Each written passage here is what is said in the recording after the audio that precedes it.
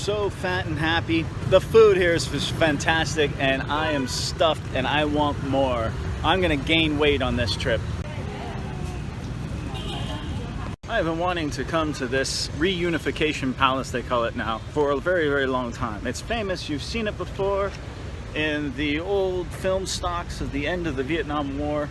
It's 12 hectares. This is the main street that the tanks came up in 1975 and essentially ended the Saigon government.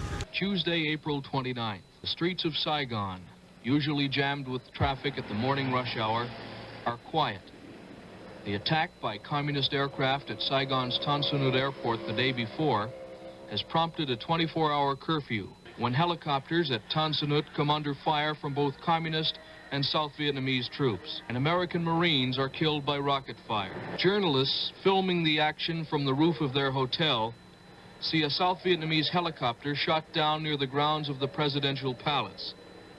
At least 10 people die in the crash. And they still have a couple of the tanks right over here.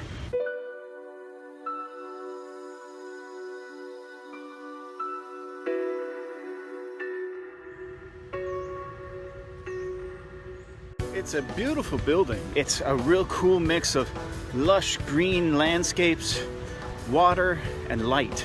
I mean, the park that this is in is gorgeous. I mean, it's so peaceful, surrounded by the chaos of the city. Isn't it amazing that after almost 45 years since all the events that happened in this one building, I can come here and walk around, enjoy the history, and really contemplate all the events that happened during that time. I can walk freely, enjoy the beautiful area, film whatever I want to film. It's really, really cool. They've even got some restaurants and a playground for children, and you got people over here playing tennis.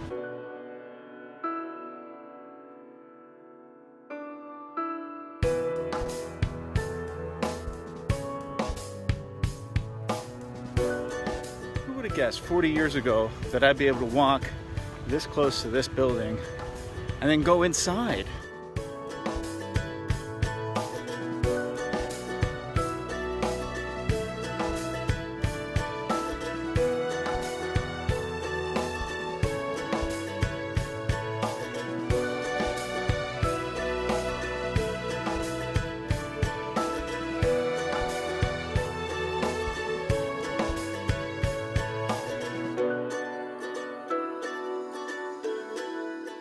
Third floor is pretty cool because they got vice president's office and they got the presidential office.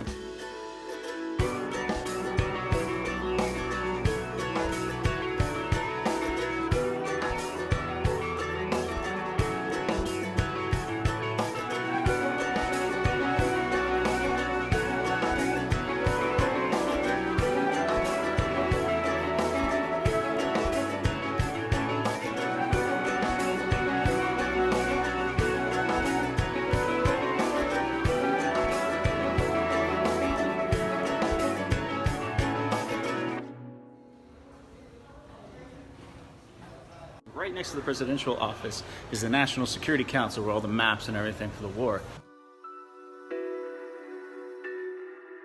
The ambassadors' chambers. The King's Court, if you will. They have private apartments, everything from dining rooms to living rooms, and a beautiful center courtyard.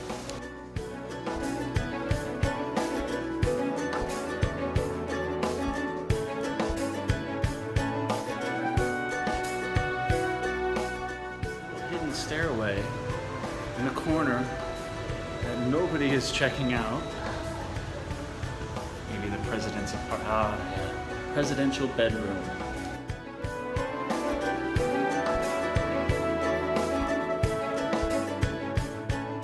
Bedroom, but the bathroom area needs some TLC. Keep heading up. See what other things I can find. I wasn't given a map, I'm just kind of wandering aimlessly. Found the bar, or the game room.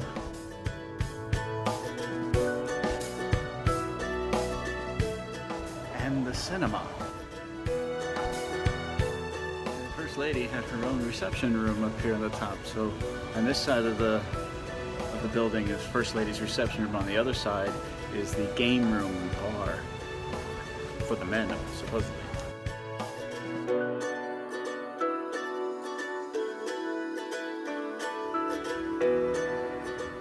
I think this room is my favorite room so far. Look at the size of this big ass desk. If I had a desk like that and sat on it every day, yeah, I'd want to take over some shit. The librarian's desk. Who knew the librarian has the biggest desk in the whole place? Whoa! This is really cool. Man, we've come a long way since they used these, haven't we? To the roof now. See what's up here. It's like a little dance floor, bar, party central. And they got a little gift shop, of course, but it's nice and airy in here. The air just flows straight through the building.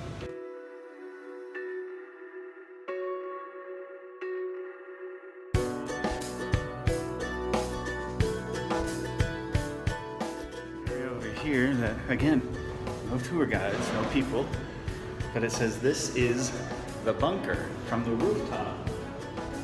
Head down these stairs.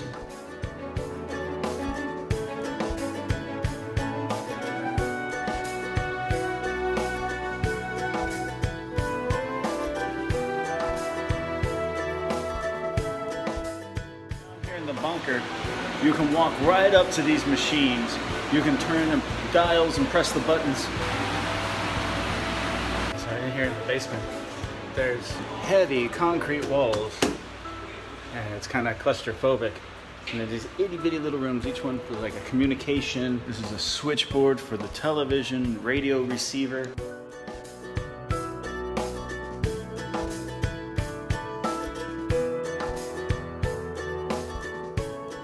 Tight squeeze in here, you know, you can't move. It's single file as you walk through this bunker. It's really impressive. Just imagine what it was like here 40, 45 years ago. What was going on in these hallways. President's bedroom in the bunker.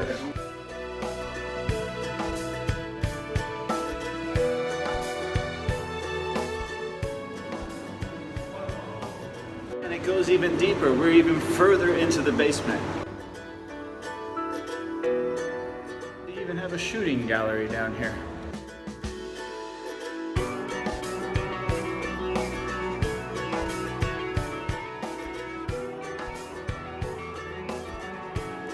That's it. A wonderful tour of this amazing building. So much history. Again, I feel like it's a real privilege to be able to walk through here. And now I'm out back into the city.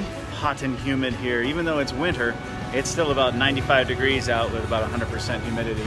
It's really, really warm. I can't imagine this place in the summertime.